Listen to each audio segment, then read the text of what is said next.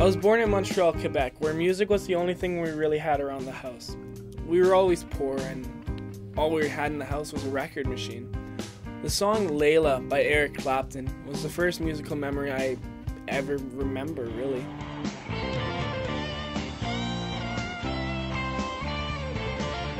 The opening guitar riff was just something that's always been locked away in my mind. My dad would force me and my brother to play guitar some days for hours. He was always hard on us if we ever messed up or didn't hit the strings right or not hard enough.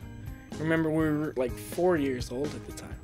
When we moved to BC, we left my dad behind and we moved to Vernon, leaving my mom a single mom with 4 kids. My mom always worked all the time, and I would always have to get babysat by my neighbors. One of them being a DJ. I'd watch him all day long mixing on his mixing board, and I was always fascinated by this. I never saw this side of music before. I've heard of it, but I never knew how it was actually made. And me just being able to play a couple chords on guitar, I thought it was incredible. Whenever we went to this neighbor's house, I'd always bring my guitar, and I would always listen on the radio to this CD I had. It was a Bon Jovi CD. It was Slippery When Wet. And I remember listening to these certain chords come by, and I would always try and figure it out on my guitar. It'd take me hours for one chord, but I was so happy with my progression, and I thought it was the coolest thing in the entire world. Once my twin and I started getting pretty good at guitar, we always fought over who would play lead guitar if we were ever in a band situation. This would lead to some fist fights and some timeouts from my mother. This was around the first time I saw some of the greats playing bass. I saw Flea from Red Hot Chili Peppers and Geddy Lee from Prodigy.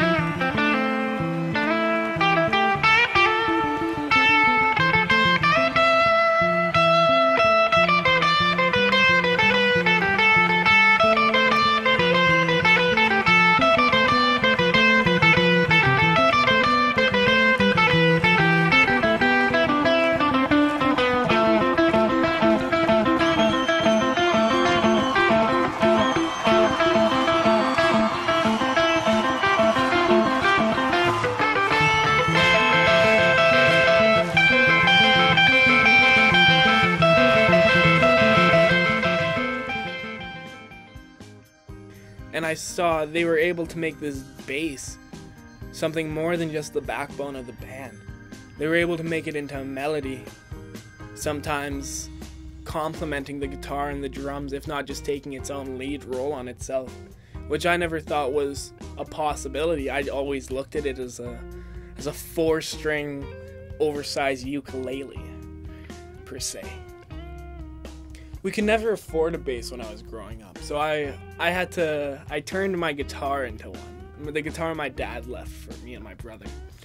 I made this Frankenstein of a guitar and played it for hours and hours a day. There were never any lessons on YouTube on how to play bass, besides the basics, 7 Nation Army and Are You Gonna Be My Girl by Jet.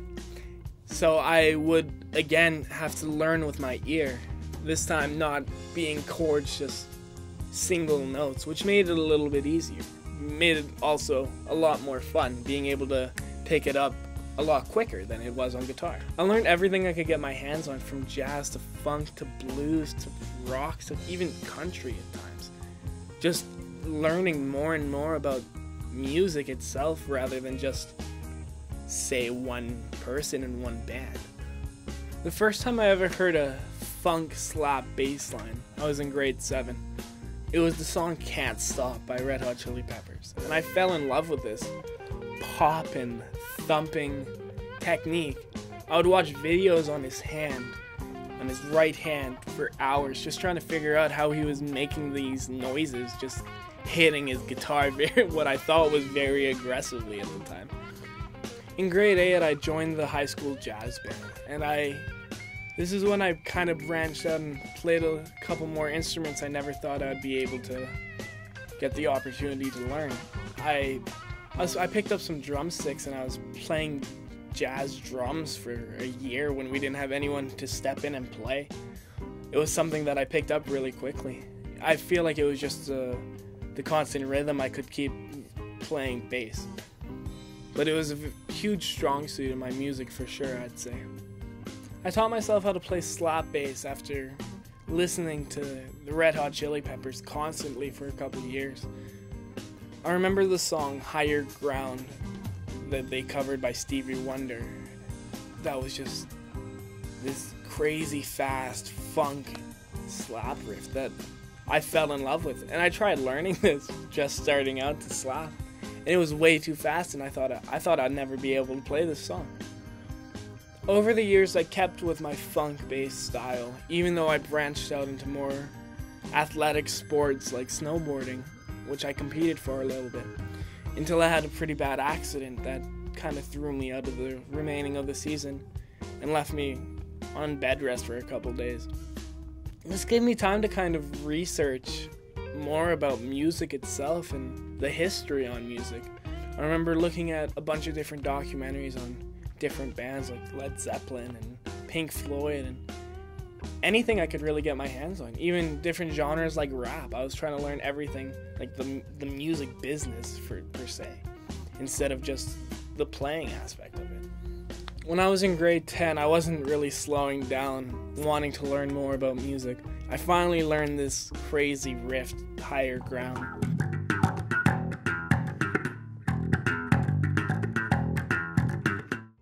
And I was so proud of myself, and I wanted more. I wanted more of that progression. At the end of grade 10, my grades weren't looking the best, and I was slowly dropping out of school. And honestly, at the time, I thought that was just destiny. I thought that was just the way it was going to be. My life at the time wasn't really looking the best. This was around the time my mom told me we were going to pack our bags and move to Kelowna.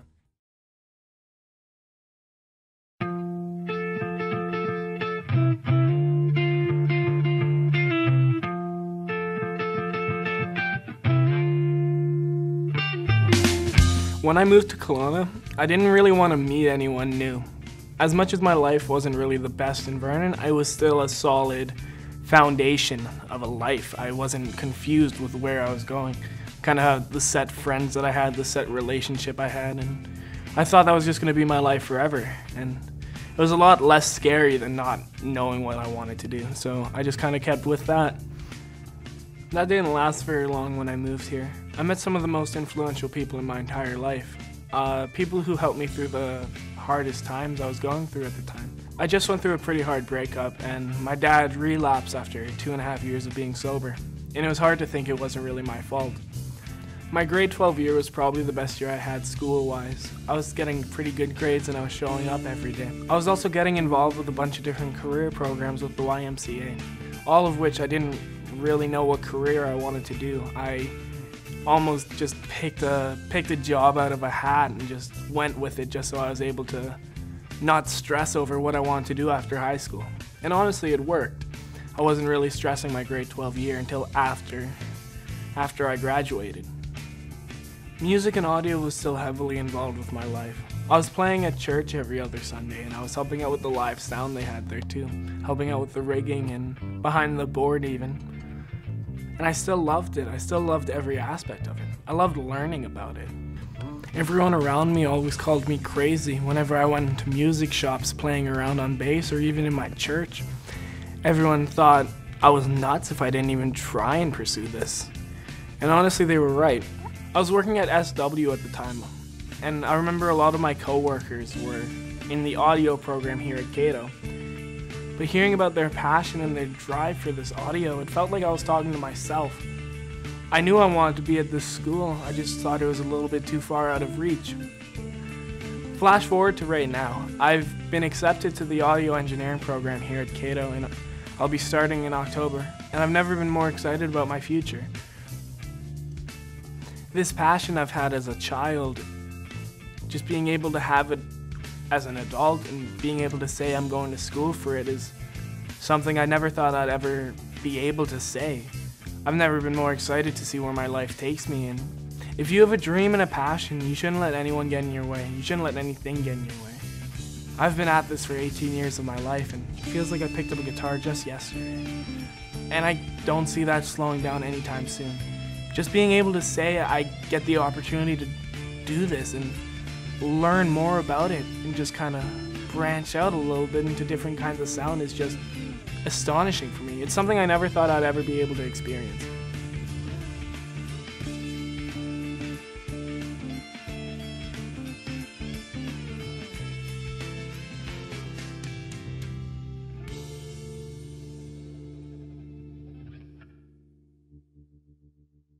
Thank